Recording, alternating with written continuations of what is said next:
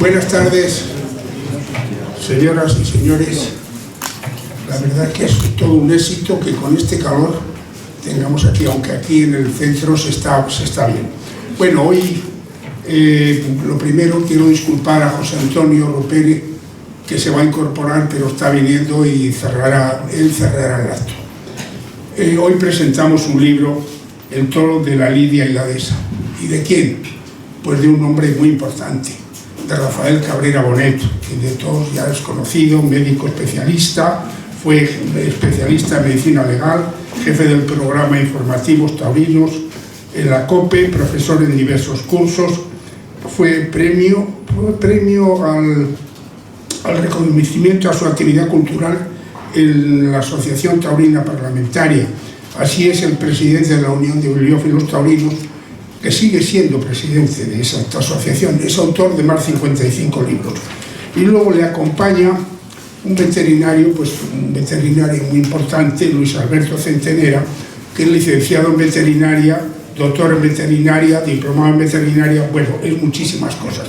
Y él va a ser el que va a llevar un poco todo el tema con el autor. Así que, por mi parte, yo creo que tenéis un libro muy importante. Ya de momento la portada es espectacular, como es el toro de Lidia en la dehesa. ¿Es de Partido Resina? ¿Es de Partido Resina? No. ¿Ah, no? Dilo. Es de Saltillo. Ah, es de Saltillo. Bueno. Pero verán ustedes alguna característica que lo acerca a Santa Coloma y no voy a hablar más. Vale. Bueno, yo por mi parte cedo la palabra a Luis Alberto Centenera, entonces. Y que nada más, muchísimas gracias.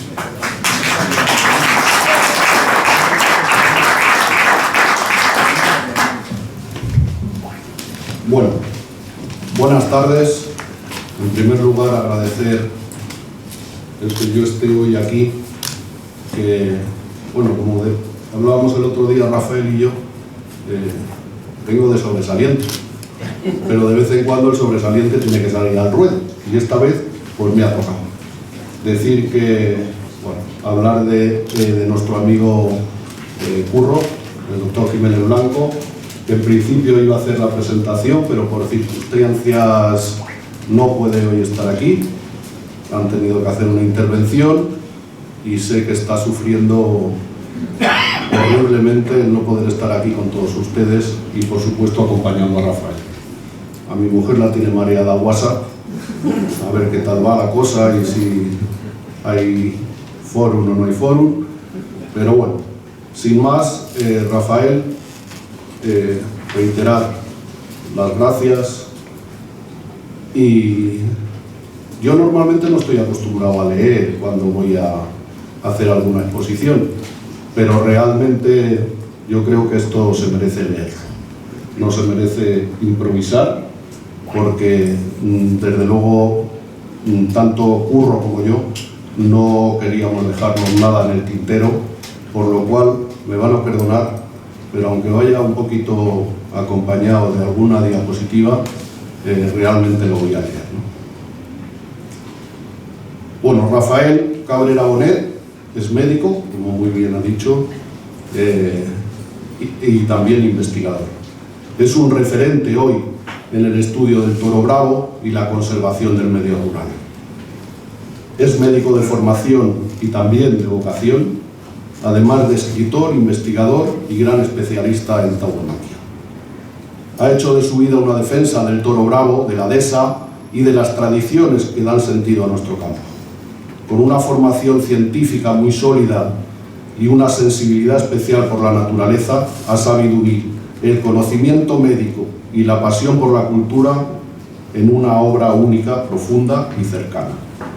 Su enfoque y su compromiso humanista le han permitido desarrollar una obra muy completa y rigurosa que contribuye a la preservación del patrimonio cultural y natural asociado al toro de Lidia. En sus libros y conferencias habla no solo de animales y ecosistemas, sino también de personas, de generaciones que han vivido y luchado en un medio duro y hermoso. A lo largo de su trayectoria ha realizado investigaciones sobre la evolución de los encastes, cosa que luego lo tendremos que debatir, la biodiversidad de la dehesa como ecosistema sostenible, la transhumancia como fenómeno cultural y ecológico, y los aspectos económicos que condicionan la viabilidad de la ganadería brava en el contexto actual. Su última gran obra, reconocida como una de las aportaciones más completas al estudio integral del toro bravo, ofrece un análisis detallado desde un enfoque interdisciplinar que combina medicina, ciencias agrarias, sociología y economía rural. La intervención de Rafael Cabrera constituye una oportunidad excepcional para acceder a un conocimiento profundo y actualizado sobre los retos y oportunidades de la ganadería de lidia en el siglo XXI, siempre desde la mirada rigurosa y humanista que caracterizan su labor profesional. Hoy nos honra con su presencia un hombre que entiende que conservar el toro bravo es también conservar una forma de vida, una historia y un futuro para nuestra tierra. Hablar del currículum de Rafael nos podríamos estar hasta pasado mañana, pero vamos a dar unas breves notas de ese currículum, como no podía ser de otra manera. Nace en Madrid el 19 de agosto, como somos varones no hay problema por decir el año, de 1958. Tiene una formación en los estudios secundarios. Estudió en el Colegio Nuestra Señora del Recuerdo, jesuitas de Chamartín, los universitarios en la Facultad de Medicina en la Universidad Autónoma de Madrid, y los estudios posgrado. Estudió doctorado en la Facultad de Medicina de la Universidad Complutense, diversos cursos de posgrado realizados en la Universidad Complutense y en diferentes universidades y centros de enseñanza. Las especialidades: es especialista en medicina legal y forense, especialista universitario en toxicología y técnico superior en prevenciones de riesgos laborales. En cuanto a la actividad profesional, tiene una actividad pericial de médico forense en el ámbito privado desde el 2007 al 2024. Es presidente del Comité de Seguridad y Salud en el Trabajo, órganos centrales del Ministerio de Justicia del 2005 al 2017, médico del Servicio de Información Toxicológica en el Instituto Nacional de Toxicología y Ciencias Forenses del Ministerio de Justicia de 1985 al 2007 y director médico de la Unidad de Referencia Toxicológica Grupo Integra Laboratorios en el 2011 y el 2012. Pertenece a comisiones nacionales e internacionales. Pertenece a la Comisión Nacional de Farmacovigilancia desde 1991 a 94, al Grupo de Trabajo de la Comisión Nacional de Seguridad y Salud en el Trabajo sobre la adopción de valores límites de exposición a agentes químicos presentes en el ambiente de trabajo en España, de 1998 al 2007, miembro del Grupo de Trabajo de la Unión Europea. Esto casi no lo voy a decir porque yo, como no soy inglés, seguro que voy a meter la pata. Sobre sustancias peligrosas para el medio ambiente, de 1996 al 2000, miembro del Grupo de Trabajo de la Unión Europea, también en sustancias carcinogenéticas, de 1996 al 2000, miembro del Grupo de Trabajo de la Unión Europea por España en el 2003, miembro del Comité Estatal de Coordinación de Accidentes de Transporte de Mercancías Peligrosas por Carretera y Ferrocarril en 1998, miembro del Grupo de Investigación Principal sobre accidentes infantiles en Andalucía, la Escuela Andaluza de Salud Pública,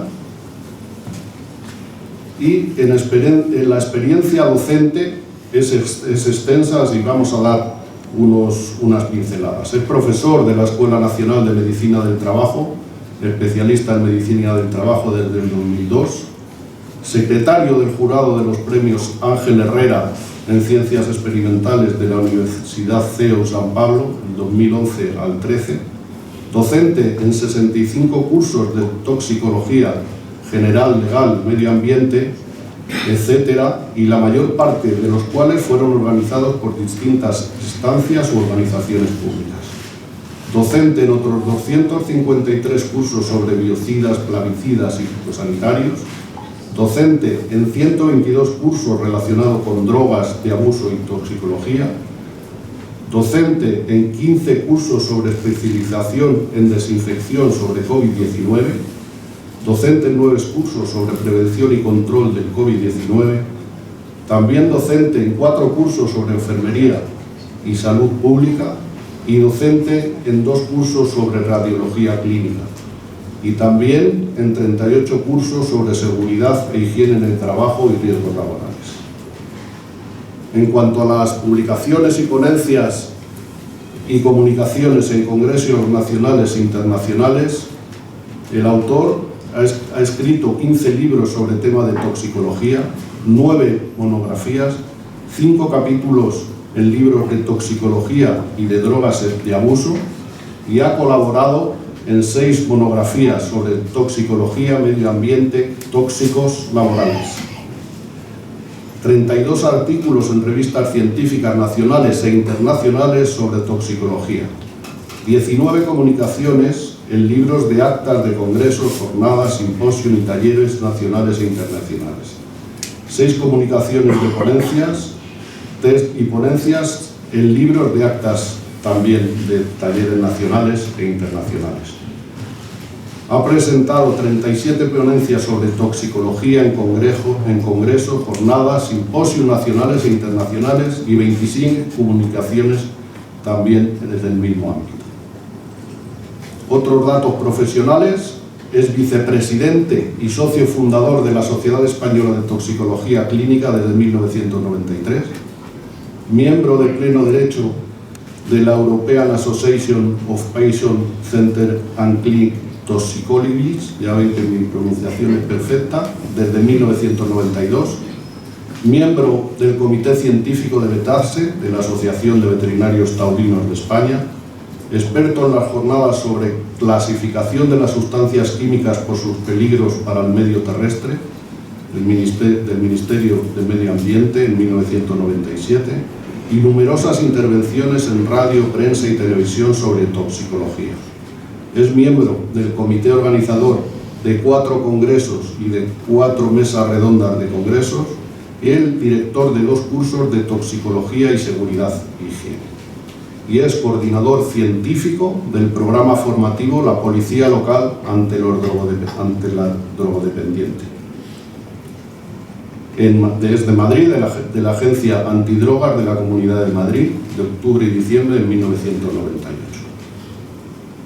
En cuanto a materia taurina, su actividad profesional es jefe del programa de información taurina, ha sido del grupo de la COPE, Radio, Televisión e Internet, del 2007 al 2011, director del aula de tauromaquia organizada por la Universidad CEU San Pablo del 2001 al 2022, profesor del curso de formación para presidentes y delegados de la autoridad impartidos por la Dirección Nacional de Formación de la Policía Nacional en 2023 y 2024, profesor del curso de expertos universitarios en dirección de espectáculos taurinos de la UNED del 2010 al 2014, profesor del curso de experto profesional en dirección de espectáculos taurinos en la UNED del 2011 al 2013, profesor del curso de expertos universitarios en dirección de empresas y actividades taurinas en la Universidad de Salamanca, Escuela de Negocios CEU San Pablo, Castilla y León,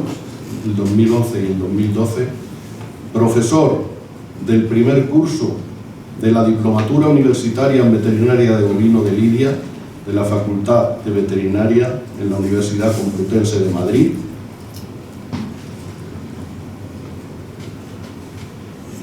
profesor del primer curso de especialización veterinaria sobre peritajes de análisis de astas del toro de la Dirección General de la Policía, División de Formación y Perfeccionamiento de Betase en el 2013, profesor de los cursos de especialización de presidente de Plaza de Toros, División de Formación y Perfeccionamiento de la Dirección General de Policía en Madrid del 2023 al 24, y del curso de especialización en delegados gubernativos de plazas de toros en Linares en el 2025. Y en el aula de tauromaquia online de 2020 a 2022, con vídeos en YouTube y páginas web, unos 22 vídeos editados. En cuanto a los premios y reconocimientos, el premio tiene un premio del Servicio Regional de Bienestar Social, Consejería de Familia y Asuntos Sociales de la Comunidad de Madrid en el 2008, el premio de la Peña El Quite de Calasparras en el 2009, el premio de la Peña Taurina Juan Cuellar de Colmenar de Oreja también en el 2009, en el 2010 recibió el premio de la Peña El Capote de Fuengirola, Antena de Plata de Radio en el 2008, finalista de los premios de la Academia Española de la Radio en el 2010, ocupando el segundo lugar, el premio de la Asociación Taurina Parlamentaria en el 2007, en el 2012 tiene otro premio de Faculta Foro de Amigos de la Cultura Taurina, premio de Pecata Peña Cátedra Taurina de la Universidad Nacional de Educación a Distancia UNED en el 2014, el premio del Club Financiero Génova en el 2014 y homenaje de la Peña de los Cabales como presidente de la VT en el 2015. Otras actividades y pertenencia a asociaciones: es abonado de la Plaza de Toros de las Ventas desde antes de ayer, desde 1979 hasta la actualidad, presidente y secretario de la Asociación Juvenil Taurina Española de 1978 al 88, presidente de la Unión Bibliófilos Taurinos, constituida en 1954, miembro de número de 1985 al 90, secretario técnico del 90 al 2008, vicepresidente del 2006 al 2008 y presidente del 2008 al 2024. Es miembro de la Asociación Norteamericana Taurine Bibliófilos of America, miembro de la Asociación de Bibliófilos Taurinos de México AC, miembro de la Asociación Bibliográfica Hispánica, presidente de la Peña Los de José y Juan, miembro de número del 2008 al 2018, vocal de la Junta Directiva del 2013 al 2015, vicepresidente del 2015 y el 16 y presidente del 2016 y el 18. Miembro de la Unión de Abonados de las Ventas en Madrid del 2019 al 24 y miembro del Patronato y director gerente de la Fundación Cultural Luis Carmena y Millán de 1993 al 2000. En cuanto a sus publicaciones y conferencias, el autor ha escrito 54 libros y folletos de ámbito taurino entre 1985 y el 2024, numerosos capítulos en libros y catálogos de exposiciones de carácter taurino, 25, 50 fueron los prólogos, introducciones y estudios previos, numerosos artículos en prensa nacional, local y especializada, y es responsable de la edición de los 8 folletos editados por la AJT entre 1983 y 1988. De todas las obras de la Unión de Bibliófilos Taurinos, de 1990 hasta 2024, y los 132 folletos y 9 libros del aula de tauromaquia de la Universidad CEO San Pablo. En cuanto a las conferencias, sabemos todos que Rafael ha sido una persona muy activa en este sentido y tiene varios centenares de conferencias pronunciadas sobre actualidad. Sobre las ganaderías, Santa Coloma, Vázquez, Veragua, Miura, Ganadería Navarra, Huendolain, Núñez del Prado, etc. Y también de diestros actuantes e históricos, Pepe Lillo, Romero y Costillares, Juan Núñez, Sentimientos, Francisco Montes Paquiro, Lucas Blanco, Lagartijo y Frascuelo, José Gómez Gallito, Juan Belmonte, Paco Camino, etc. También ha colaborado en la evolución de la prensa taurina, en los encastes del toro de lidia, historia de la tauromaquia de Madrid, evolución de la lidia tauromaquias a pie, prohibiciones políticas de la fiesta, tauromaquia de olla y cartelística taurina. Y en cuanto a otras actividades, el autor es autor del segundo pregón taurino de la Feria de San Juan de Badajoz en el 2008, miembro del comité organizador de la exposición Los toros en la prensa, revista de toros, Hemeroteca Nacional en 1991, colaborador en las siguientes exposiciones: El dibujo taurino, La Lidia, 1882-1900, Museo Municipal de Madrid en el 2000 y en la misma en el Museo Taurino de Valencia en el 2002. Manuel Granero, una leyenda, Museo Taurino de Valencia del 2002 y del 2003. Es propietario de una extensa biblioteca taurina, unos 4.500 libros y folletos desde el siglo XVI, hemeroteca taurina, más de 300 cabeceras desde 1819, una amplia colección de carteles, más de 6.000 de 1761 al 2024, entradas, unas 6.500 desde el siglo XVIII, manuscritos desde el siglo XVII, cartas tauromáquicas, más de 150, programas, fotografías desde 1845, etc. Responsable del blog Recortes y Gallegos desde mayo del 2012. Y señores, esto hasta la fecha de hoy, concretamente hasta el 21 de febrero del 25. Esta cabeza, que parece una olla express, sigue dando vueltas y seguro que nos seguirá sorprendiendo con otras muchas cosas. Y bueno, como decía al final, el tema de hacer un currículum de Rafael, aunque haya sido a lo mejor un poco pesado, pero si de verdad ponemos todo su currículum, nos podríamos pasar un rato bastante grande aquí. Y en cuanto a la presentación del libro, pues decir que hablar del toro bravo es hablar de fuerza, es de historia y de naturaleza viva, es hablar de una raza única en el mundo, moldeada por siglos de respeto, de selección y de convivencia armónica con el medio. Hoy nos reunimos aquí para acompañar la presentación de una obra que captura toda esa grandeza, el libro de Rafael Cabrera Bonet, titulado El toro de Lidia y la dehesa, divagaciones desde una perspectiva histórica y medioambiental. Aquí tengo que hacer una matización, porque eso de decir divagaciones no me parece bien, porque esto no es divagar, es decir muchas cosas y muchas verdades que contemplan este libro.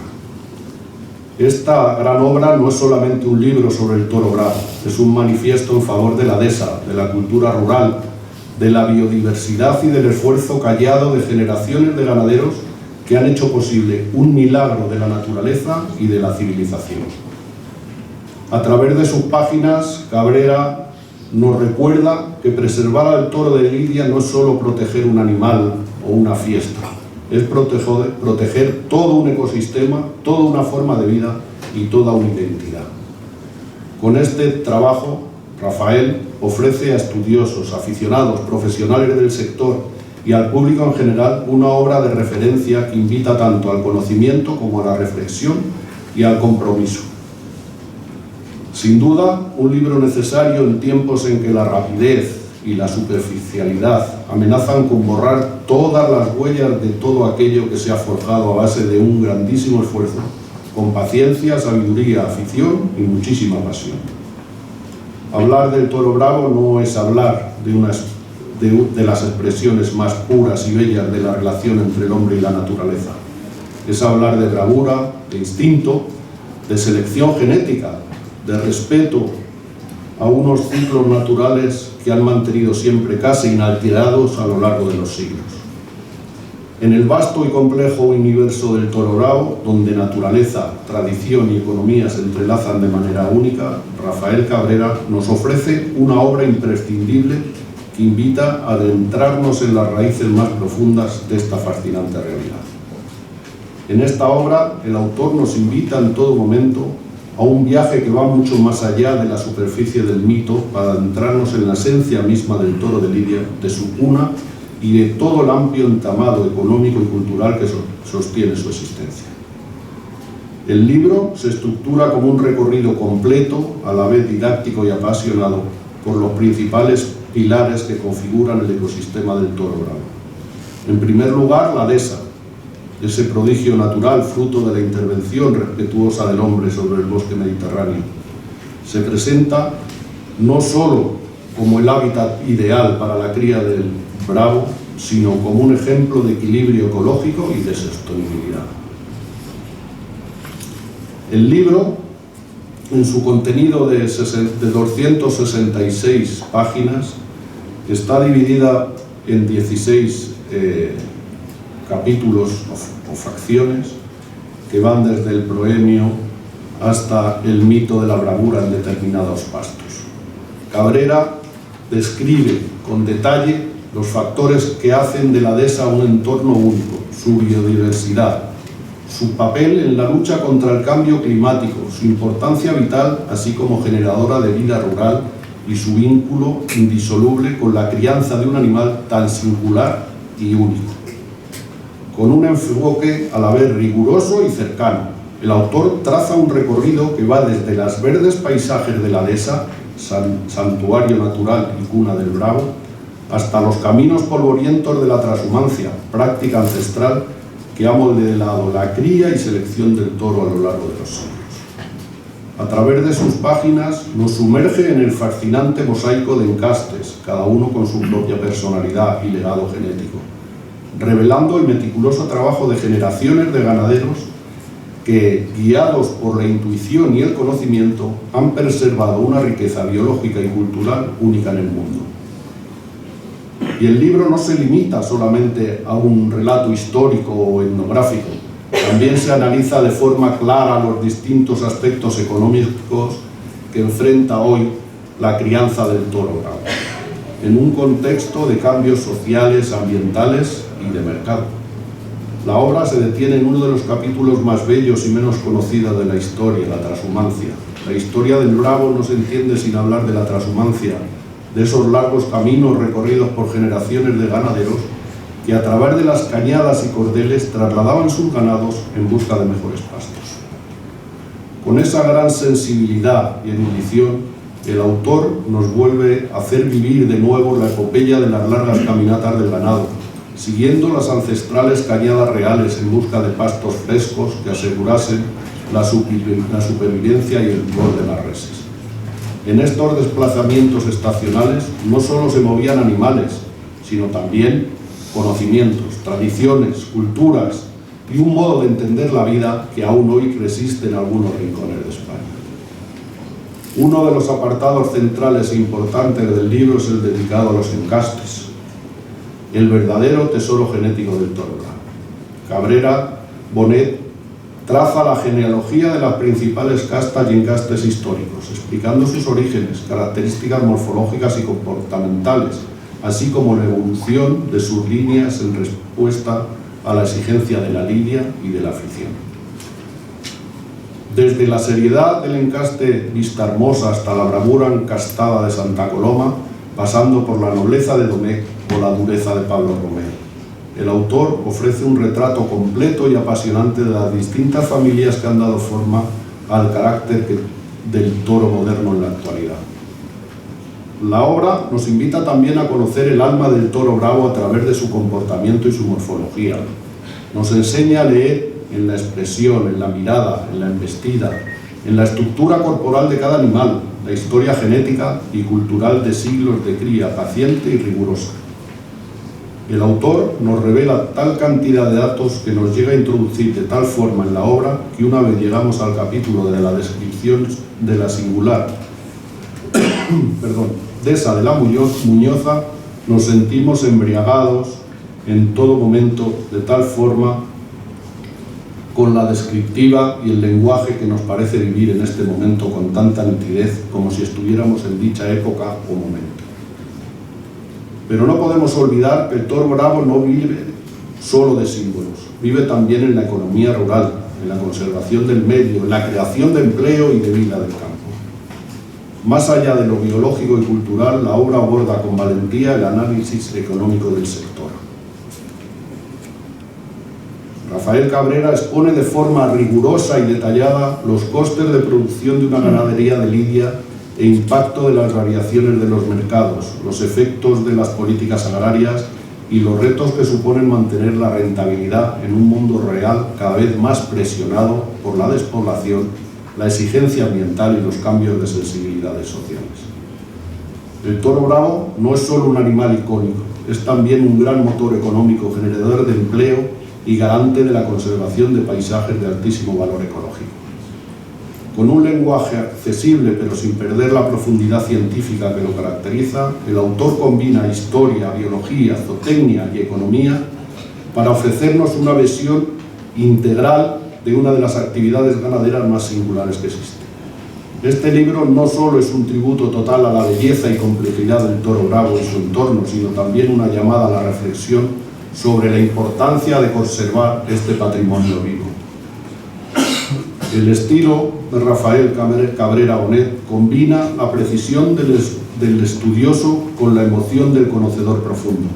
Cada dato, cada cifra, cada referencia histórica está envuelta en una narrativa que hace que el lector sienta el polvo de los caminos trashumantes, el aroma de la jara en flor, el temblor de la tierra bajo la embestida de un toro en la plaza. Y no se limita a exponer y narrar, invita a vivir, a comprender y a valorar un mundo que, si bien tradicional, está lleno de vitalidad y de futuro.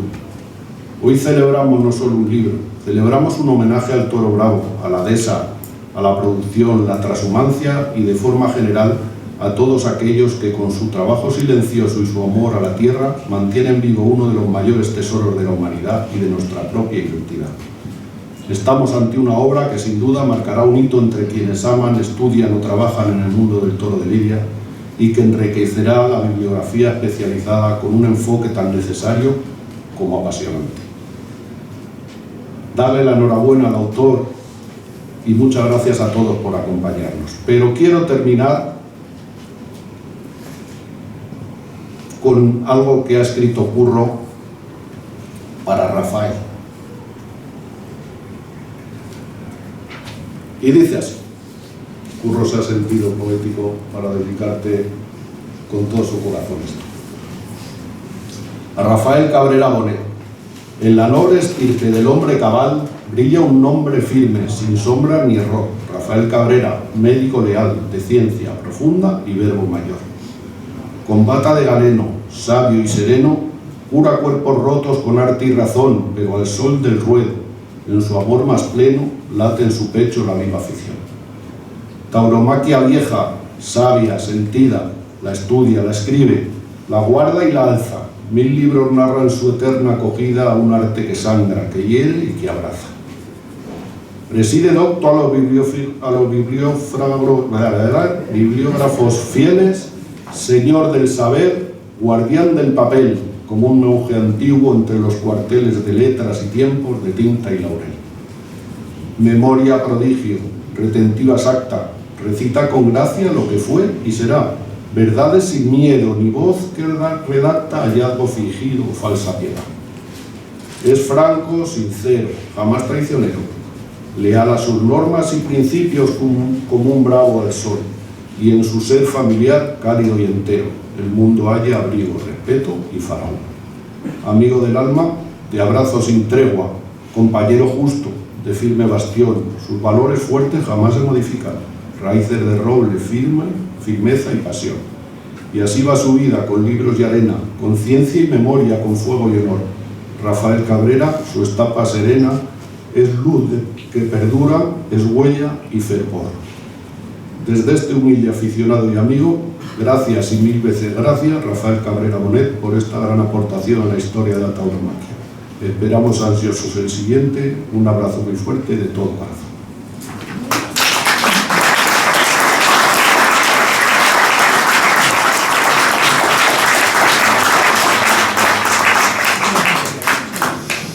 Bueno, pues después de toda esta perorata tiene que intervenir el espada principal. Bueno, muchísimas gracias, Luis, por esta cariñosísima no exenta de alguna polémica, evidentemente, presentación. He de reconocerles que la parte que me corresponde en cuanto a lo profesional podía haberse perfectamente suprimido y por lo tanto haberles aligerado a ustedes con la cantidad de algunas cosas que he hecho a lo largo de mi vida profesional, pero bueno, bien, me parece que era enmarcar también a lo que es el Perdona, Rafael, no se podía resumir más. No, quita. Se podía haber dicho simplemente que era médico y punto final. Bueno, a lo largo de mi vida, como esto lo de la toxicología, desengáñese, nos hemos dedicado 4 en España, pues claro, nos hemos repartido todo en el mundo. Entonces, pues de ahí que haya acumulado tanta actividad profesional, no tiene ningún mérito. Agradecer desde luego al Centro Riojano de Madrid el que me haya permitido presentar este libro aquí, especialmente a su presidente, a José Antonio Rupérez, que espero que nos acompañe en breve y pueda cerrar el acto. Y para mí también es un auténtico honor haber contado en primer lugar con Vidal, con mi buen amigo Vidal Pérez Herrero, para que inaugure el acto, y con Luis Centenera, que no es un sobresaliente, es mucho más, es un matrícula de honor que viene en este caso también, lógicamente, en ayuda de su compañero herido, en este caso, pues por otros cirujanos que no hacen al caso, don Francisco Javier Jiménez Blanco, ambos dos doctores en veterinaria, con esos interesantísimos estudios, tanto sobre el estrés como la modulación del dolor, etcétera, y las hormonas liberadas en el toro de Lidia. Ambas dos tesis doctorales, avaladas por el director del departamento, Juan Carlos Sillera, han sido verdaderamente fundamentales, junto con la de Fernando Gil Cabrera, para conocer la biología del toro de Lidia, la modulación del dolor y cómo este va transformándose a lo largo de la lidia y cómo el estrés va disminuyendo desde el embarque prácticamente hasta que el toro sale al ruedo. Importantísima, repito, esta labor para comprender muchas de las cosas que los antitaurinos nos achacan, evidentemente, en este mundo. Permítanme, antes de entrar en materia, leerles un breve pasaje que no es mío, sino de un santo del siglo VII, en este caso San Isidoro de Sevilla, hablando de España, porque tiene mucho que ver precisamente con el tema que nos ocupa. Oh España, la más hermosa de todas las naciones que se extienden desde el occidente hasta la India, tierra bendita y feliz, madre de príncipes y de pueblos. De ti reciben la luz el oriente y el occidente. Tú, honra y prez de todo el orbe, tú, el país más ilustre del globo, no hay en el mundo región mejor situada, ni te abrasa el estío, ni te hiela el rigor del invierno, sino que, circulada por un clima templado, te nutren céfiros blandos. Cuánto hay de fecundo en los égidos, de precioso en las minas y de provechoso en los animales, tú lo produces. Bueno, podríamos seguir. San Isidoro es uno de los grandes cantores, desde luego, a lo que es nuestra patria. Ya entonces se hablaba de España, estamos hablando de la época de los visigodos, evidentemente. Él tuvo sus, además, tiranteces con el rey Sisebuto, que tiene nombre de bruto y sin embargo era un perfecto ilustrado, probablemente el rey de la monarquía visigoda en España más ilustrado que pudo haber. Tiene incluso escritos tratados de astronomía para que ustedes se hagan cargo del asunto, y era un hombre perfectamente no solo bien leído, sino además ilustrado y productor además de diversas obras. Bueno, pues se las tuvo con él, y San Isidoro, repito, bueno, pues estaba lógicamente a la altura, fue el primer gran enciclopedista de lo que consideramos el mundo moderno. La primera gran enciclopedia no es la de Diderot y compañía, sino precisamente la de San Isidoro. Bueno, pues ha repasado mi buen amigo Luis Centenera algunas de las cosas, exagerándolas quizás, de lo que contiene el libro. El libro, en efecto, no dejan de ser divagaciones. Divagaciones, además, creadas al albor de, bueno, pues un verano, este último pasado, en el que dejé un tipo de trabajo que estaba realizando para abarcar este otro, y en el que se fueron añadiendo datos hasta que al final todos juntos conformaron lo que viene a ser este libro, que no es sino, bueno, pues el intento de ordenación de una serie de ideas en torno a lo que es uno de los grandes patrimonios españoles para con la humanidad. En primer lugar, un ecosistema absolutamente único como es el de la Dehesa, de una riqueza verdaderamente incomparable. Probablemente en cuanto a número de especies estemos hablando de la tercera o cuarta región del globo más fértil en especies tanto vegetales como animales, y eso lógicamente es importantísimo, después lógicamente de las selvas tropicales y de algún otro también ecosistema muy agradecido en los trópicos. Bueno, de cualquier manera es algo nacido en España a lo largo de milenios, porque la Dehesa, según se ha demostrado por estudios palinológicos, es decir, del polen presente en diversos estratos de la Tierra, en los mismos predios y pagos que hoy ocupan muchas de las dehesas en las que campa el toro de Lidia, bueno, pues esos estudios nos han demostrado en efecto que este proceso de transformación de lo que es el bosque mediterráneo hacia la dehesa, que es un paisaje humanizado, y esto se lo recalco, porque muchas veces los antitaurinos nos achacan de la barbarie, de la brutalidad del ser humano para con el medio ambiente y con los animales. No, no, el hombre también ha sido un gran creador en este caso no solo de un medio ambiente privilegiado como es este de la dehesa, haciendo todavía más fértil y rico en variedad de especies lo que era el bosque del Mediterráneo a base de limpieza de matorral e introducción de distintas especies herbáceas, y donde campan hoy pues grandes de los mitos de la fauna ibérica, desde el lince hasta el buitre negro, desde las nutrias, que además son un marcador biológico incomparable para la sanidad del medio ambiente, hasta mustélidos de cualquier otra raza, anfibios, reptiles, aves, incluso acuáticas, que aprovechan los humedales precisamente donde el toro bravo viene a beber para descansar muchas veces en migraciones desde el norte de Europa hacia África o en sentido inverso. En fin, la dehesa ha venido a ser transformada por el ser humano, por el español de todos los tiempos, a lo largo de milenios, repito, desde el Paleolítico hasta nuestros días, para convertirse en lo que hoy es. Y se ha venido manteniendo además merced a la crianza en extensivo de distintas especies animales para la producción del ser humano. Es decir, aunque la fundamental haya sido la vacuna, no hay que olvidar también que en dichos pagos pues ha crecido la raza caballar, antaño además señera en la producción española, especialmente en los siglos XVI al XVIII. España era un verdadero referente en el siglo XVI y XVII de los caballos guzmanes, los caballos cordobeses, que evidentemente enseñoreaban toda Europa y eran la delicia de cualquier monarca europeo. Ha sido también refugio de la especie suina, con el cerdo ibérico a la cabeza, el caprino, el ovino, pero todos ellos tenían una particularidad que evidentemente la hacían inferior, digamos, en valor a lo que era la raza vacuna. Es que sus deyecciones no tanto fertilizaban los campos como que a veces los acidificaban, y por lo tanto podían suponer perjuicios notables. Incluso abandonadas a su suerte y con la enorme crianza de cunícola, es decir, de conejos en aquellos predios, bueno, pues evidente también se empobrecían. Y sin embargo la presencia del ganado vacuno era de enorme riqueza. Ya en el siglo XVIII había hombres dedicados en las letras españolas a glosar precisamente que las dehesas debían estar ocupadas fundamentalmente por el ganado vacuno, porque este era el que mejor las mantenía y el que mejor las fertilizaba.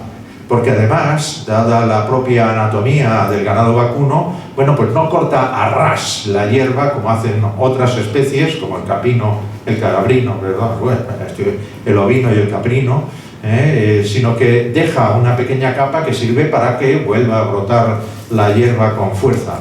En el libro traigo distintos ejemplos históricos de lo que ha sido esta evolución, con sus problemas, porque dehesa viene de la palabra latina defesa, defensa, que en definitiva no era sino determinadas zonas de pastos defendidas por muros o cercadas de alguna manera, o protegidas de alguna forma, para que en ella no entraran los ganados del vecino. Y precisamente por eso se fueron cercando y delimitando todas aquellas zonas para el uso muchas veces del común de los pueblos, es decir, de los propios, de los bienes propios de los distintos municipios, o bien de personas particulares que con ello cuidaban. La gran enemiga en muchas ocasiones de la dehesa fue la mesta poderosísima, que evidentemente fue uno de los motores impulsores de la economía nacional en la Edad Media y hasta la Edad Moderna. Éramos los primeros exportadores mundiales de lana, especialmente al norte de Europa. Bueno, de hecho, las ovejas de Australia proceden en definitiva del merino español, o sea, ¿para qué nos vamos a engañar? También hemos sabido o llevado a aquellas razas españolas con sus variaciones y transformaciones lógicas hasta el lugar totalmente opuesto del globo terráqueo. Bueno, pues la mesta, en efecto, suponía un problema en tanto en cuanto allí entraban ganados de los grandes señores, especialmente ganado ovino, y podían destrozar lo que era la riqueza muchas veces y el sustento de los propios habitantes de una cierta localidad. Sin embargo, el ganado vacuno, pastando en aquellos pagos, la verdad es que no solo lo fertilizaba, sino que fomentaba la riqueza del mundo rural.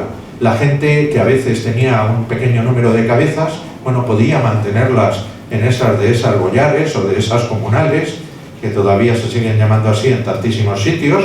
En el lugar al que casi yo pertenezco, San Lorenzo del Escorial, todavía existe la llamada dehesa boyar, que era parte del campillo. Me detengo también mucho a hablar precisamente de esas fincas que hoy todavía siguen siendo ocupadas por ganado bravo, y ya en épocas del monasterio de Laurentino, desde su fundación por parte de Felipe II, pues alrededor del campillo y monasterio, pues que son dos grandes fincas, probablemente en conjunto en el entorno de las 10.000 hectáreas, bueno, pues se criaba ganado vacuno de forma extensiva, con los problemas que ello conllevaba.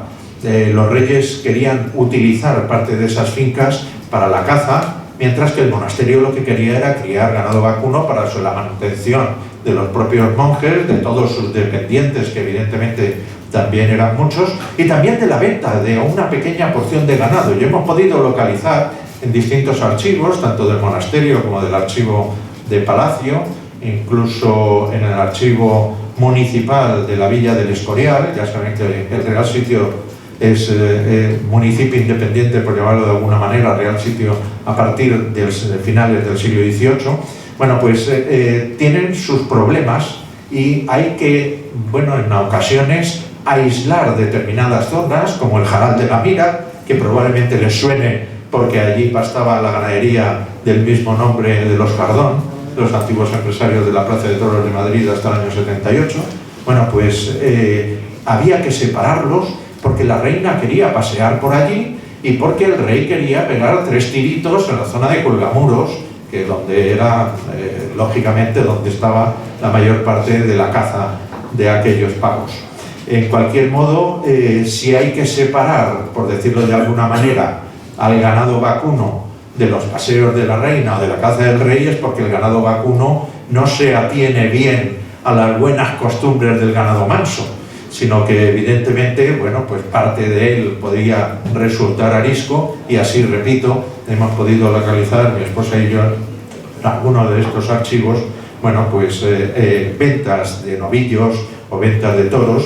Incluso en el propio siglo XVIII, en la Plaza de Toros de Madrid, se lidian varias corridas procedentes del monasterio del Escorial. Lo digo como ejemplo que puede servir perfectamente para otros monasterios o cartujas andaluzas que siempre se han puesto como ejemplo paradigmático de todas estas cosas, cuando aquí también, muchas veces muy próximo a la propia corte, las tenemos de igual forma. Además, lógicamente, dadas las enormes posesiones que tenía el monasterio del Escorial, pues hacían su transhumancia y transterminancia.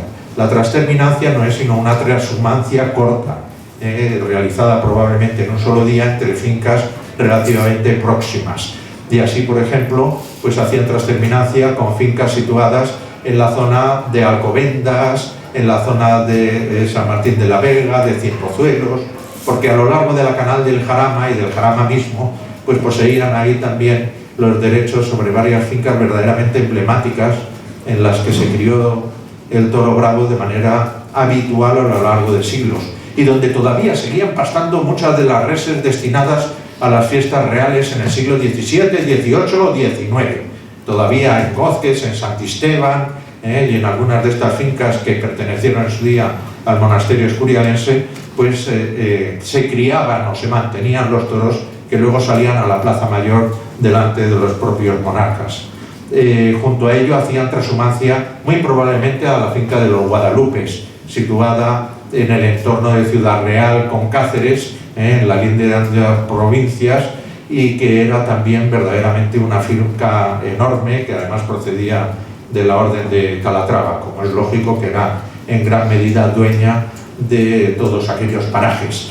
De ahí que también entronquemos en el libro con alguna otra circunstancia, por ejemplo, de dónde procede esto de los Gijón, de una de las dehesas también emblemáticas de la zona, como era la dehesa de Zacatena, que también se fue subdividiendo a su vez, dado su enorme extensión a lo largo del tiempo, pero donde se criaron toros para la Plaza de Toros de Madrid en el siglo XVIII y XIX con asiduidad. Fincas verdaderamente emblemáticas como la que ha mencionado Luis Centenera de La Muñoza. La Muñoza, que hoy en día está ocupada por los talleres de Iberia y parte de lo que es el aeropuerto de Barajas, era la gran finca por excelencia donde se criaban los toros para la lidia en la Plaza de Toros de la Puerta de Alcalá. Allí, desde prácticamente el siglo XVIII en adelante y hasta el siglo XX, hasta su venta finalmente a Iberia, bueno, pues la verdad es que se crió gran parte del ganado que salía en las fiestas de toros, primero de la Plaza de la Puerta de Alcalá, después de la de Felipe II o Plaza de Toros de Madrid, que era como se le llamaba simplemente entonces, la de la Fuente del Berro, y posteriormente ya en el siglo XX incluso llegó a pastar allí alguna ganadería que después lidió sus toros en las ventas. Pasaron los tiempos y aquello se transformó, como se transformaron muchas de las dehesas en zonas de cultivo, empobreciéndose así, por cierto, ese medio ambiente. Es verdad que aumentando también la riqueza productiva para todos aquellos que pudieron en su momento comprar a aquellos grandes predios que pertenecían o bien a casas señoriales, o bien a los municipios, o bien a instituciones religiosas de cualquier tipo. Las desamortizaciones desde el siglo XVIII supusieron la pérdida de muchas de estas dehesas. Otras, sin embargo, gracias a Dios y en manos particulares, se han conservado.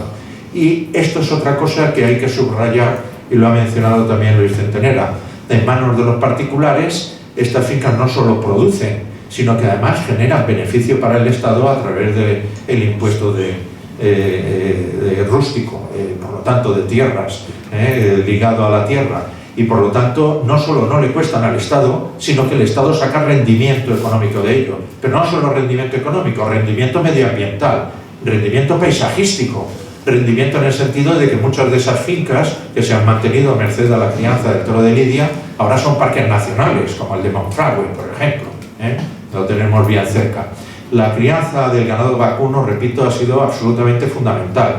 Estas grandes extensiones, porque las dehesas solían tener tamaños habitualmente extensos, especialmente en la mitad sur de España, no tanto así en la mitad norte, aunque sí en zonas salmantinas, zamoranas o leonesas. Se habla en el libro, por ejemplo, de Valdellán, de la dehesa de Valdellán, que ya en el siglo XVII tenía toros, y tenía toros bravos. Para que vean ustedes, Valdellán sigue siendo, no con el arbolado típico que suele ser de encina, fresno o alcornoque, sino en este caso de roble, que pertenece a la misma familia de los quercus, pero que en definitiva es una dehesa también singular, que se ha mantenido mediante la crianza del ganado vacuno y que hoy en día pues es una ganadería de lidia interesante también. Pues repito, la crianza en extensivo ha permitido también que parte de ese ganado vacuno, dejado un poco a su libre albedrío, que tenía poco contacto con el ser humano, la población de España en aquellos siglos no era la misma que ahora, aunque estuviera más diseminada, evidentemente tampoco era muy numerosa, y evidentemente para la crianza de aquellos animales sin los suplementos que hoy se les da al toro de lidia, que se necesitan para su finalización, pues requería de grandes extensiones. Para que me hagan ustedes o se hagan ustedes un poco idea, en función del valor nutricional de los terrenos, bueno, pues por cabeza puede establecerse fincas en las que 1 hectárea puede para sostener a una cabeza a lo largo de un año, pero en ocasiones se necesitan hasta 10 hectáreas para mantener una sola cabeza. ¿Por qué? Porque la dehesa ha ido limitándose, digamos, a los terrenos menos productivos, a los terrenos con un suelo menos fértil, por decirlo de alguna manera, a los terrenos donde la piedra aflora muy rápidamente, apenas con capas productivas de humus vegetal, entiéndanme, de terreno fértil, de 10, de 15 o de 20 centímetros, y después la roca. Es el caso, por ejemplo, del Escorial. El Escorial, en cuanto haces un agujero de 10 metros, de 10 centímetros, ya empiezan a encontrarte piedras por todos los lados. Y el suelo es absolutamente granítico en su mayor parte. Eso ha favorecido, repito, el que no hayan podido roturarse. Esa fue una de las intenciones también de Felipe II cuando cedió el campillo y monasterio que compró de su propio peculio entonces a sus propietarios, no solo a la nobleza, sino a los prácticamente 180 familias que vivían en 2 pequeños pueblecitos, el campillo y monasterio, de ahí vienen los nombres de las fincas. Bueno, pues se lo compró a todos ellos y se lo regaló al monasterio con siempre la salvaguarda de que no pudieran roturarse jamás para el cultivo y que se destinaran exclusivamente para la crianza de ganado por una parte y por otra para el disfrute de los monarcas en esta que era su máxima afición, la cinegética, evidentemente. Ejemplos que vamos poniendo a lo largo del libro y que van salpicando todo ello. Me dedico un instante nada más a pensar de dónde surge todo esto del ganado de Lidia. Muchas veces hemos tenido la idea de que parece que Dios puso sobre la tierra la raza de Lidia y desde entonces acá, bueno, pues la raza se ha ido manteniendo y diversificando.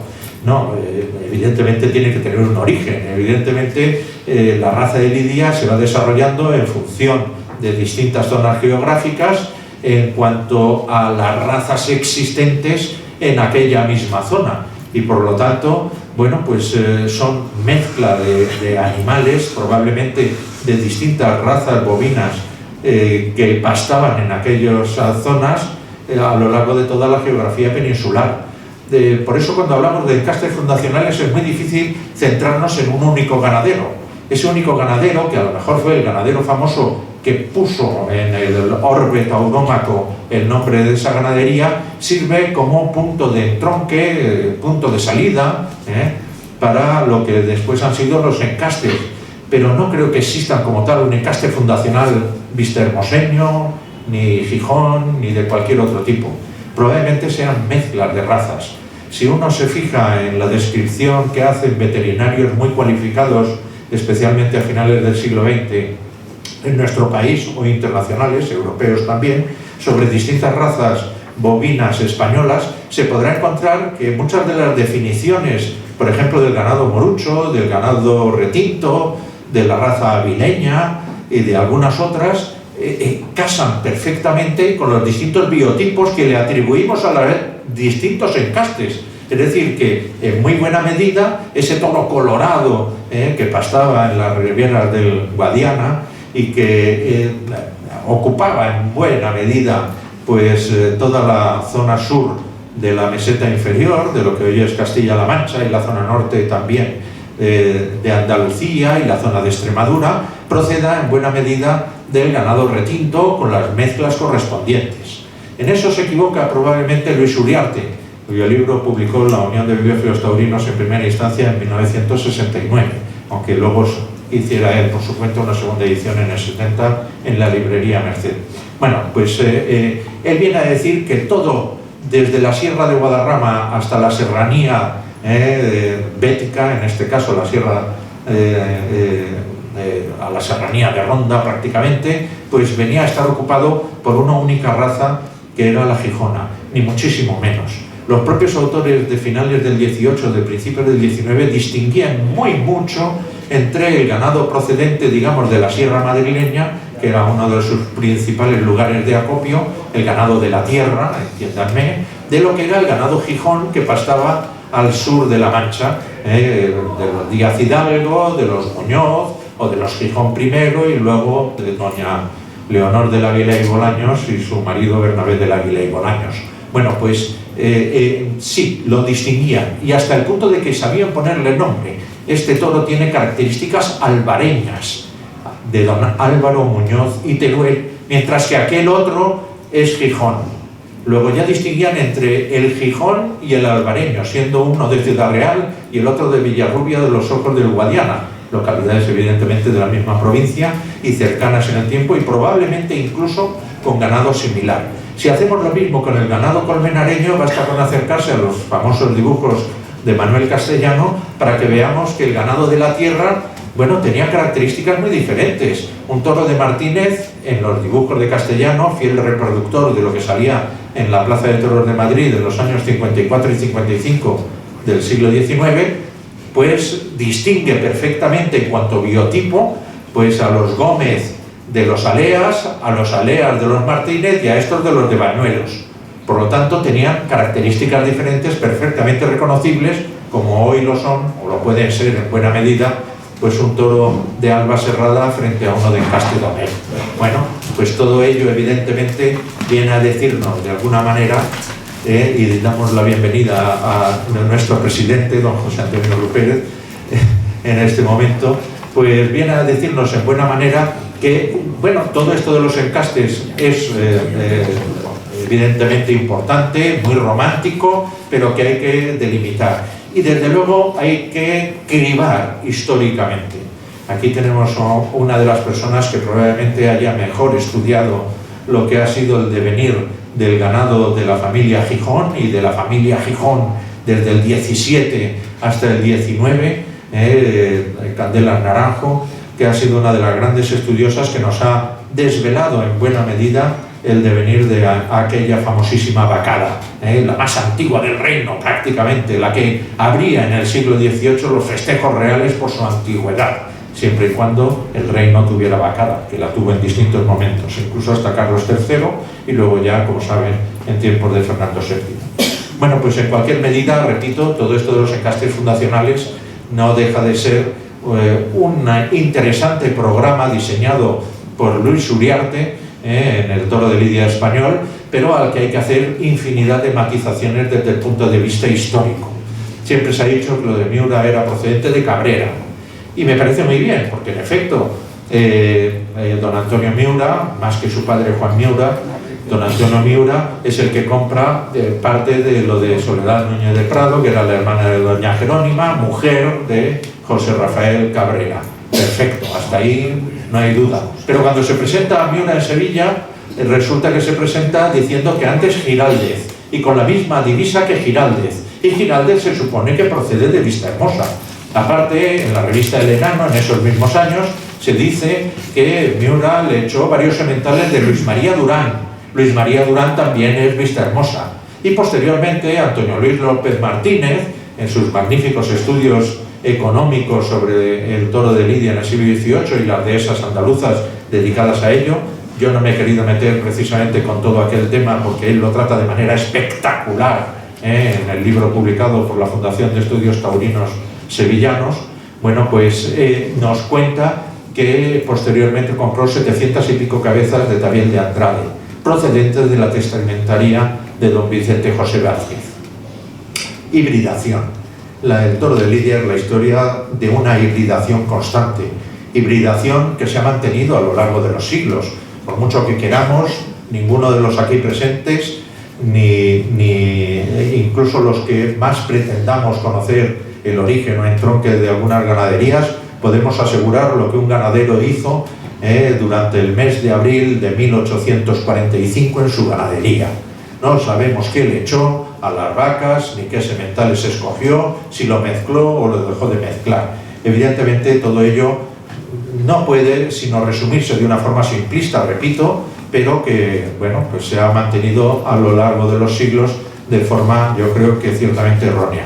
De ahí que al libro lo titulemos Divagaciones. Se tratan muchos temas Y el libro lo que pretende en definitiva es hacernos pensar que el hombre no es ese ser destructor de la naturaleza, ni muchísimo menos, que en ocasiones ha sido precisamente todo lo contrario, ha sido el gran creador. Hemos sido capaces de crear una raza bovina única y singular en el mundo, con una riqueza genética tan espectacular como no lo hay entre dos razas vacunas europeas de las que ustedes quieran.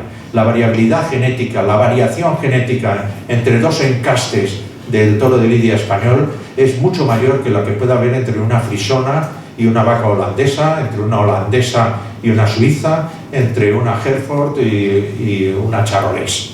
Hay mucha más diferencia entre una albacerrada y uno de Domecq o uno veragüeño que desde luego en cualquiera de estas otras razas de vacuno europeo. Y eso ha sido creación, digamos, del hombre ibérico en definitiva, y también de ese paisaje singular, paisaje que ahora está absolutamente protegido porque también la Unión Europea ha sabido darse cuenta de la enorme riqueza medioambiental que ello supone para el conjunto de este continente. Y no solo eso, recuerden ustedes, yo tengo dos hermanos que son ingenieros de montes y además que trabajan directamente en ello. Y bueno, les puedo asegurar que la superficie forestal en España, desde 1950 a la actualidad, se ha más que duplicado. Lo digo también para que todos estos falsos alarmismos medioambientalistas pues queden en su lugar. Eso además sumado a una mayor y mejor y mucho más racional explotación, lógicamente forestal, porque también es riqueza en definitiva, y porque los bosques no deben morirse. Y ese es otro de los grandes problemas de la dehesa. En la dehesa no se puede tocar apenas una rama, como no venga, digamos, una seca que afecta lógicamente sobre todo a los encinares, pero también a otras especies, pues la poda pues cada vez es más complicada, cara y costosa para sus propietarios, y complicada desde el punto de vista administrativo. Estamos convirtiendo la dehesa en un bosque fósil, en un bosque donde apenas hay regeneración. Y entonces, bueno, pues ese es uno de los grandes problemas de la dehesa. Habrá que mantener zonas en las que puedan ir regenerándose ese tipo de árboles, a la vez que vamos limpiando otras de material, sobre todo arbustivo, pero sabiendo que debe haber también una regeneración constante, como se hace en el resto de los bosques bien llevados, además, en nuestro país. Mi hermano además se encarga de Balsaín, por ejemplo, de los bosques de Balsaín procedentes o pertenecientes al patrimonio nacional, y son de una riqueza verdaderamente espectacular. Pero en Ansó, por ejemplo, para que se hagan ustedes su idea, los bosques comunales sirven para que los vecinos de aquellos pueblos no paguen impuestos municipales de ningún tipo.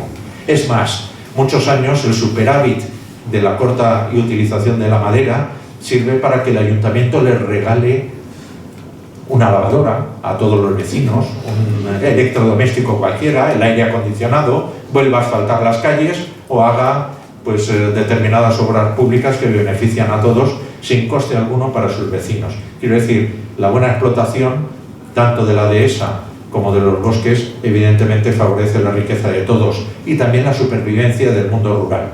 En definitiva, como ha dicho Luis Centenera, la dehesa es parte de nuestra cultura, es parte inequívocamente implícita al quehacer del hombre español, del hombre que se enfrenta a la naturaleza indómita y sabe someterla, del hombre que se emplea también y se enfrenta a una naturaleza indómita como lo es el toro de Lidia en la Plaza de Toros y sale triunfante.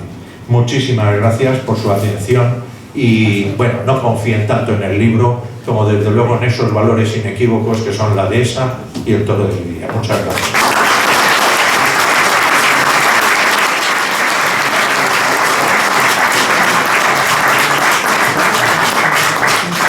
Antes de cerrar el acto, Rafael, a todos los llamamos el toro, vaya lección que nos ha dado.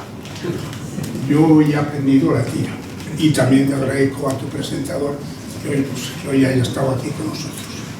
Yo creo que José Antonio nos va a cerrar el acto, a no ser que haya alguna pregunta, si queréis, pero yo creo que vaya lección.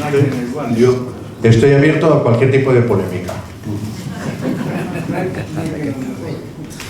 Yo creo que nos ha dejado ya. Bueno, pues yo sí tengo un par de matizaciones, porque Rafael no se ha metido de verdad en el charco que se debería haber metido.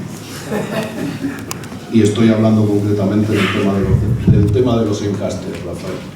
Sí es verdad que yo creo que el tema de los encastes es un mito que se creó a principios del siglo pasado por la Unión de Criadores de Toros de Lidia, pero realmente los encastes propiamente dichos, que no sé si los podemos llamar encastes o los podemos llamar familias, vienen de muchísimo antes. España ha sido un país que afortunadamente está plagado de razas bovinas de cuernos largos, cosa que no es fácil, porque si nos salimos de España vemos que la gran mayoría de las razas vacunas no existe la raza de cuerno largo. Y sin embargo en España, de norte a sur, cuántas razas vacunas, que ahora hay algunas que las están intentando recuperar, que estaban prácticamente extinguidas, por nuestro gran protagonismo foráneo de traer animales de otros países, pero insisto, desde la Tudanca hasta la Mostrenca, en la provincia de Huelva, y la Blanca Cacereña. Estoy diciendo razas que la gente no conoce, pero que han existido desde tiempos inmemoriales, y de esas razas yo estoy convencido que salió el toro de Lidia. Y de hecho, si nos fijamos en las distintas zonas de España, como muy bien dice Rafael en el libro, y yo desde luego estoy totalmente de acuerdo con él, hay unas diferencias morfológicas y genéticas tan dispares que esas razas de cuerno largo han sido las precursoras de lo que de verdad ha sido el toro de Lidia. Porque desde luego está claro que en 1905 no aparecen las castas fundacionales como si Dios hubiera dado con una varita. No, eso venía de muchísimos años antes y de una selección a propósito por y para mantener unos festejos entonces populares, la gran mayoría, a lo que nos llevó a nuestros tiempos. Por eso, Rafa, sí que te quería hacer nada más que esa matización, seguro que estás de acuerdo conmigo, pero que realmente creo que es un aporte importante, sobre todo lo de las razas de cuernos largos, porque otra de las grandes virtudes que tienen las razas de cuernos largos es que la morfología muscular es totalmente distinta a la de cuernos cortos.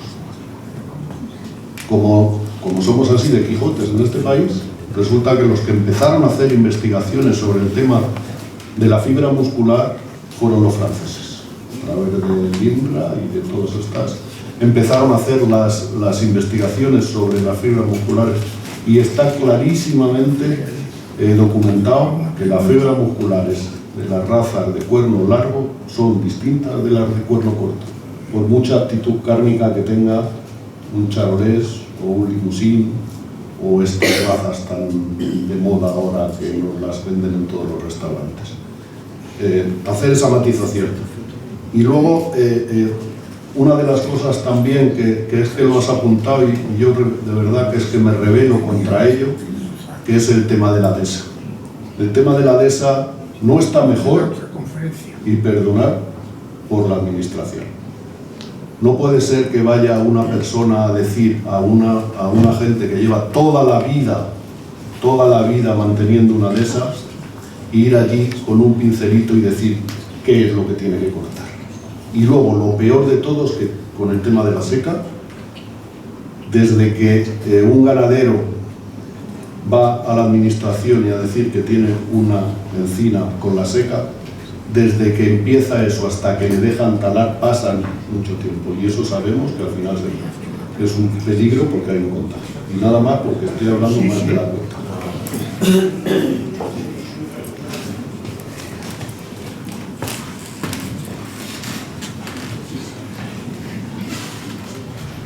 Muy buenas noches a todos, y quiero agradecer enormemente la presencia de cada uno de ustedes a este Salón La Lengua, del Centro Riojano de Madrid y muy especialmente a don Rafael Cabrera Bonet. Gracias, Rafael, porque cada vez que escucho tus palabras, la verdad es una auténtica clase didáctica aprender de ti y de todos tus conocimientos, como hoy ha sido esta conferencia. Y bueno, pues disfruto también cuando charlo contigo en las ventas y cuando vienes también a las tertulias taurinas del Centro Riojano de Madrid, porque el Centro Riojano de Madrid, para todos ustedes, sepan, es un auténtico referente en el sector y en el mundo taurino. Nos acaba de conceder la Federación Riojana Taurina el premio taurino del año y por lo tanto estamos altamente satisfechos de la labor que aquí llevamos a cabo, y un motivo de los cuales nos conceden este galardón es por las conferencias y las presentaciones de libros como la que en el día de hoy con grandes expertos como es don Rafael Cabrera Bonet y como no don Alberto Centenera Rozas, que también es un auténtico honor contar con su presencia en esta casa. Así que no me voy a extender mucho más. Agradecer la presencia de cada uno de ustedes que confíen en venir en el Centro Riojano durante todo el año, porque aquí no solo hablamos de toros durante la feria de San Isidro o durante la feria de otoño, como seguramente les ha comentado don Vidal Pérez Herrero, sino que durante todo el año tenemos una intensa actividad taurina que será dedicada para todos ustedes. Y ahora la mejor forma de continuar con la charla es brindando con un vino de Rioja ahí en el hall y poder charlar de los toros y del mundo del vino de Rioja. Muchas gracias.